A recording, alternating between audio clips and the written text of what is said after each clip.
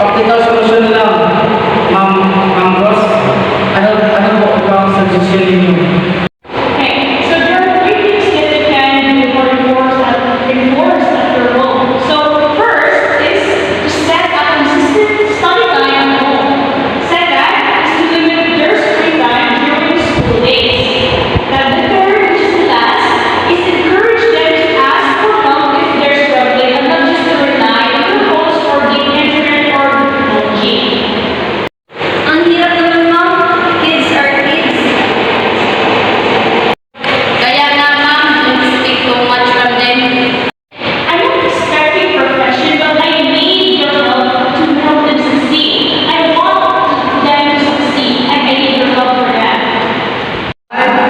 Ma'am Ross is right. Hindi lang ito trabaho ng teacher. We all have a role to play. Kung gusto natin maging successful ang mga bata, we need to step up.